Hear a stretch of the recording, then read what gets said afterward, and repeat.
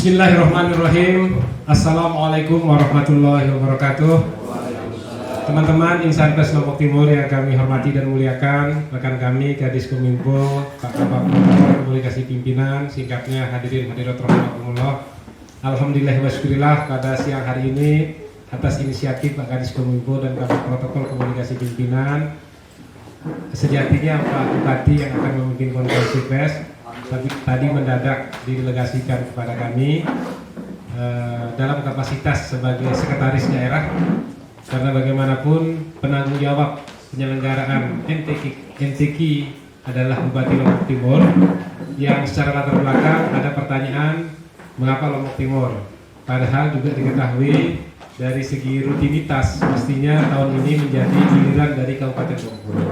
Ya, hampir setelah pandemi ini untuk pemerintah daerah pada posisi sama-sama sulit, namun karena dalam tanda petik Kabupaten Lombok Timur ya jumlah masjid, pondok pesantren dan sedang hangat-hangatnya pembenahan struktur LPTQ baik di tingkat kecamatan sampai ke tingkat desa.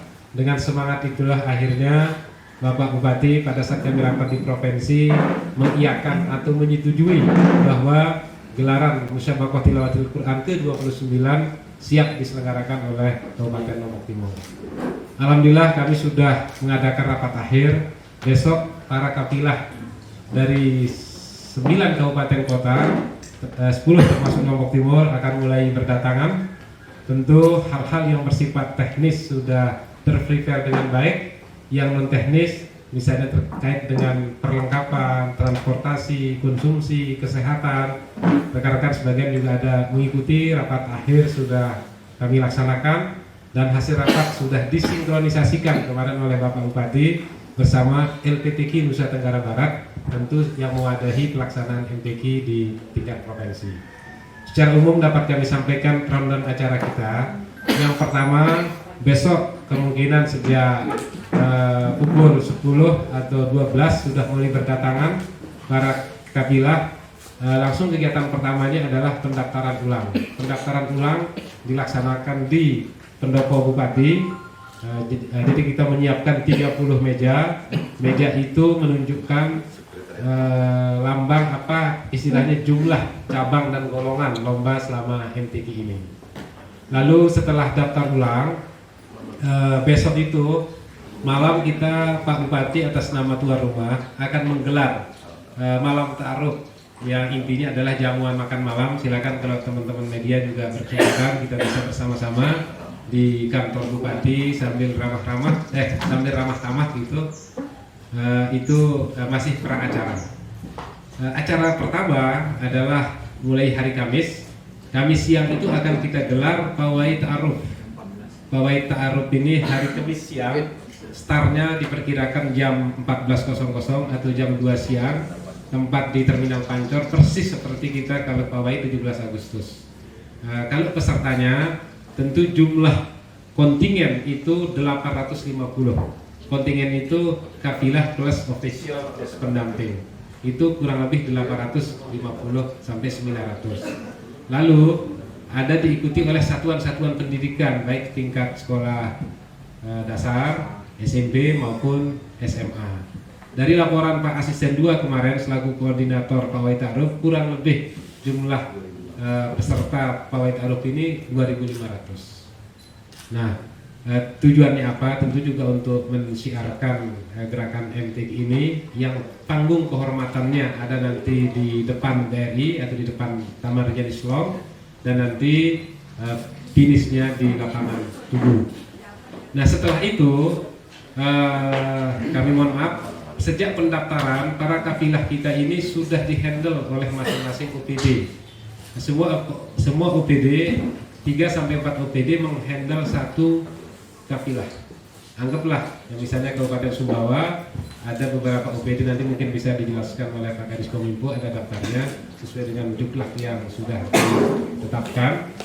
Sejak pendaftaran diantar sampai ke penginapan, sampai juga ke malam ta'aruf, sampai juga kepada pawai tersebut. Selesai pawai diperkirakan kurang lebih jam 16.30 sampai jam 5. para kafilah melaksanakan sholat asar dulu di Masjid Agung Al-Mujahidin Selong. Setelah itu kita dorong ke hotel masing-masing untuk melaksanakan prepare untuk mandi bersih-bersih guna menghadapi opening ceremony. Nah, opening ceremony ini di lapangan umum gotong royong Mas Bage. Saya perkirakan jumlah masa yang hadir itu tidak kurang dari 3.000, 4.000 bahkan bisa lebih. Karena undangan saja bersama kafilah jumlahnya sekitar 1.500 dan kita tahu Mas Bage kalau event-event seperti ini mereka sangat gairah sekali, sangat semangat sekali. Ada pertanyaan kepada kami, panggungnya Pak Sekda kok sangat luas sekali, cenderung megah katanya.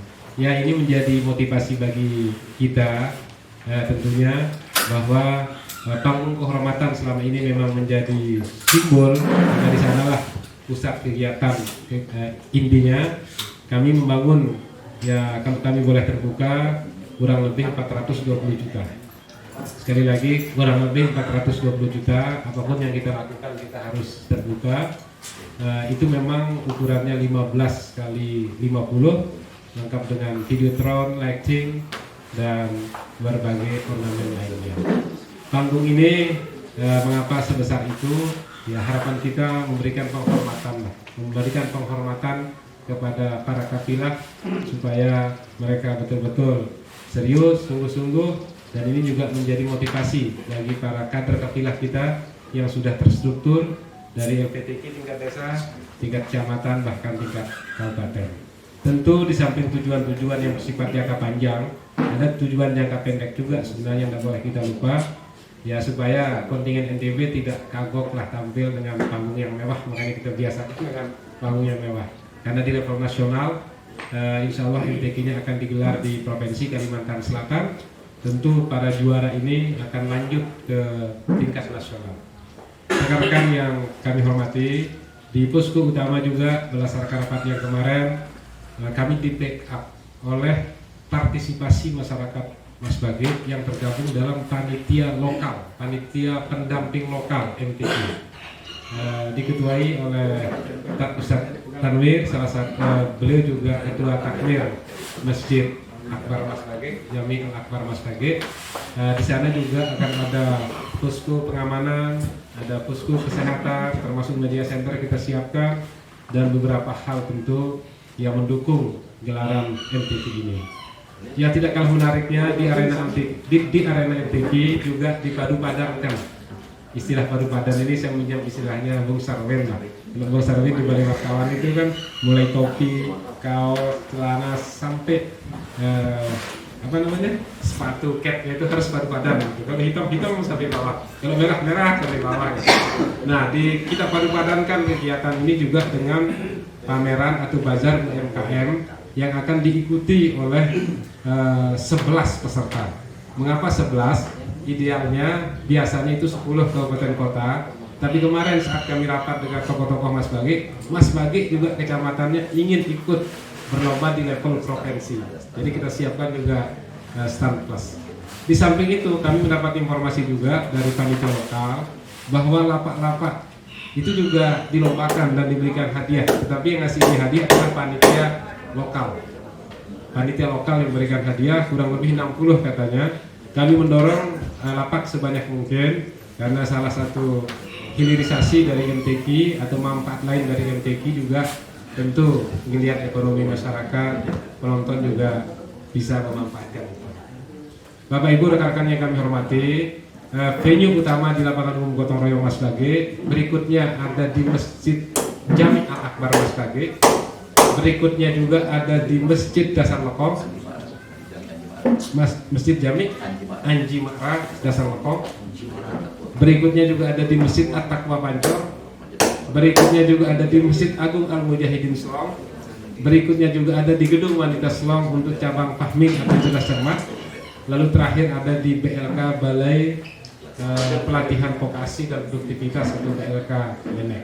Itulah venue-venue yang di bawah koordinasi langsung seksi musabakoh, dalam hal ini Kepala Kementerian Agama sebagai koordinator seksi musabakohnya. Lalu di manakah penginapan para kafilah dan Dewan Hakam?